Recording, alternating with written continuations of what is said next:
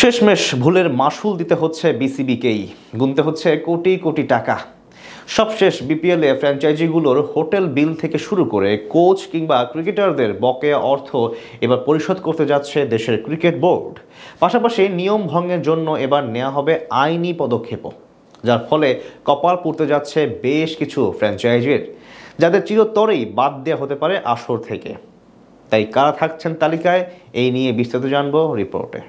Bangladesh premier লিগের গেল আসরের ভুলের জন্য বড় ধরনের মাসুল দিতে হচ্ছে দেশের ক্রিকেট বোর্ডকে, যার জন্য এবার বেশ মোটা অঙ্কের টাকা গুনতে হবে বিসিবিকে, যে সংখ্যাটা ছাড়িয়ে যাবে কোটি টাকার অঙ্ক।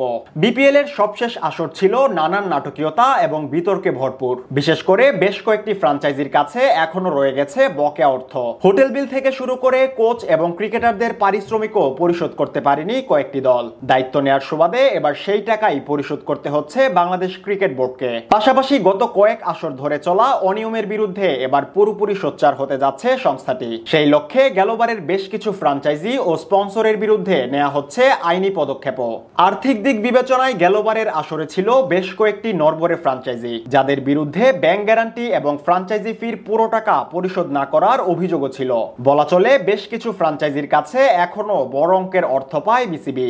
সেই বকেয়া অর্থ পরিশোধ নিয়ে তালবাহানা চলেছে দীর্ঘ সময় ধরেই। সময় পার হয়ে গেলেও বকেয়া না পেয়ে এবার আইনি প্রক্রিয়া শুরুর চূড়ান্ত সিদ্ধান্ত নিয়েছে বিসিবি। এছাড়া শুধু সবশেষ আসরই নয়, বিগত কয়েক আসরে বেশ কিছু দল এবং স্পন্সর প্রতিষ্ঠানের বিরুদ্ধে রয়েছে অর্থ বকেয়ার অভিযোগ। এবার তাদেরও তালিকা তৈরি করেছে বিসিবি। দ্রুতই তাদের বিপক্ষে আইনি লড়াই শুরু করা হবে। গেল দিনের বোর্ড মিটিং শেষে এমনটাই জানিয়েছে বিসিবির মিডিয়া কমিটির চেয়ারম্যান ইফতেখার রহমান মিঠু। ফলে এবার কপাল পুড়তে পারে বেশ কিছু ফ্র্যাঞ্চাইজির, যে তালিকায় সবার প্রথমেই আছে দুর্বার রাজশাহীর নাম। কেননা গেলবার সবচেয়ে বেশি বিতর্কের জন্ম দিয়েছিল এই দলটি। নানা অব্যবস্থাপনার পাশাপাশি বকেয়া অর্থ নিয়ে তালবাহানা করে আসরের নাম ডুবিয়েছে তারা। যদিও দলটির মালিক বলেছিলেন ক্রিকেটারদের পারিশ্রমিক তিনি যেভাবেই হোক শোধ করবেন, তবে শেষ পর্যন্ত তা করেননি তিনি। শেষে সংকট নিরসনে হস্তক্ষেপ করতে হয় বিসিবিকেই, তাতেও হয়নি চূড়ান্ত সমাধান। বিসিবি বলছে ডিরেক্ট সাইনিং করা ক্রিকেটারদের পাওনা অর্থ শীঘ্রই বুঝিয়ে দিবে তারা। এছাড়া এখন পর্যন্ত দলটির হোটেল বিলও বকেয়া রয়ে গেছে। দায়িত্ব নেওয়ার সুবাদে এবার সেই হোটেল বিলও দিতে হবে বিসিবির পকেট থেকেই। ফলে আইনি ব্যবস্থার পাশাপাশি তাদের আসর থেকেই বাদ দিতে যাচ্ছে বিসিবি।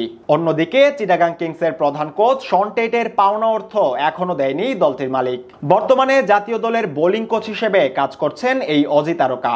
ফলে শন টেটের টাকাও অ্যাডজাস্ট করে দেওয়ার ঘোষণা দিয়েছে বিসিবি।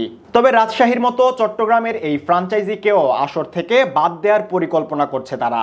এর বাইরে বিগত দিনগুলোতে যেসব স্পন্সর কিংবা দলের বকেয়া বাকি, তাদের তালিকা ধরে ধরে ব্যবস্থা নেবে নতুন সভাপতি আমিনুল ইসলাম বুলবুলের বোর্ড।